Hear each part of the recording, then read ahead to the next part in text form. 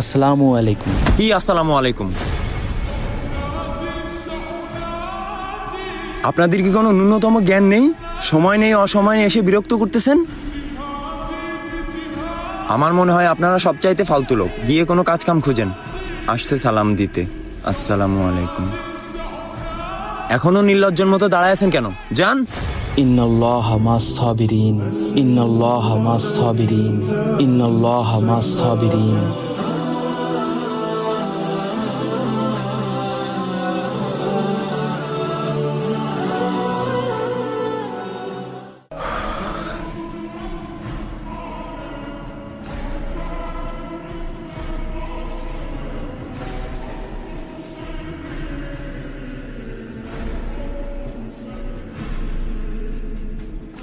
আমি শেখ হুজুর, আপনি ওনার জবাব কেন দিলেন না?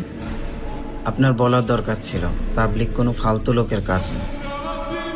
সারা দেশে আপনার 10টা রেস্টুরেন্ট আছে, 20 বিঘা জমির উপরে আপনার একটা ফ্যাক্টরি আছে, এছাড়াও আপনার প্রপার বিজনেস আছে। সেলিম ভাইয়ের কথাই বলতেন, উনি তো একজন MBBS ডাক্তার। বললে উনি হয়তো বুঝতে পারতো তাবলিগ কোনোভাবেই ফালতু লোকের কাজ না। নাহিদ ভাই, আমি যদি তাকে টাকা দিয়ে ইমপ্রেস করতে চাইতাম, তাহলে হয়তো তার ভিতরে আল্লাহর দিন পৌঁছাইতো না, বা দিনের ভালোবাসা ঢুকতো না। আর আমি টাকা দিয়েই বা কেন তাকে ইমপ্রেস করব, যে জিনিস এই দুনিয়াতে সীমাবদ্ধ। সে আমাকে ধাক্কা দিয়েছে, ছোট বড় কথা শুনিয়েছে, আমি কিন্তু ধৈর্য ধারণ করেছি, শুধুমাত্র আল্লাহর জন্য, আল্লাহর খুশির জন্য।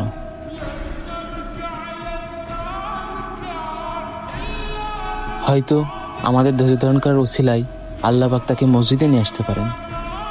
আপনি ঠিকই বলেছেন আমির সাহেব। আমির সাহেব, আপনার ধৈর্য আমাকে বাধ্য করেছে মসজিদে আসার জন্য।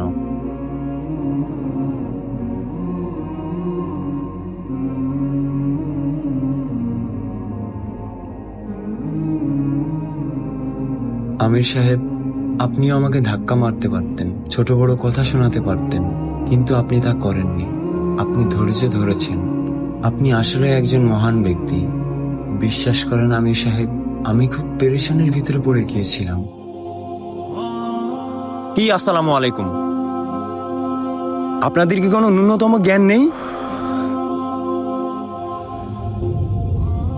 আমার মনে হয় আপনারা সবচাইতে ফালতু লোক। গিয়ে কোনো কাজ কাম খুঁজেন। আসছে সালাম দিতে। এখনো নির্লজ্জের মতো দাঁড়ায় আছেন কেন? যান।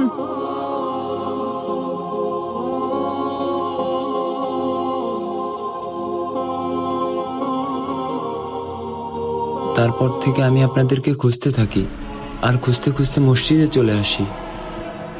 এই খুব সুন্দর দিন আমিও শিখতে চাই। সুবহানাল্লাহ। সুবহানাল্লাহ। चल दीन की तबलीग में चलने का मजा देख, अल्लाह के रास्ते में निकलने का मजा देख, चल दीन की तबलीग में चलने का मजा देख।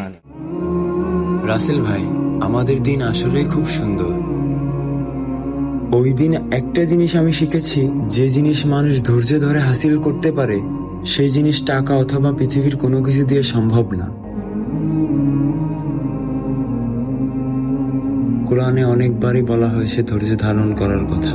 তাই কেউ যদি আপনাকে অপমান করে, ধৈর্য ধরুন। কেউ যদি আপনার গায়ে হাত তুলে, ধৈর্য ধরুন। কেউ যদি আপনার অসহায়ত্বের সুযোগ নেয়, ধৈর্য ধরুন। দিন শেষে আল্লাহ একজন আছেন।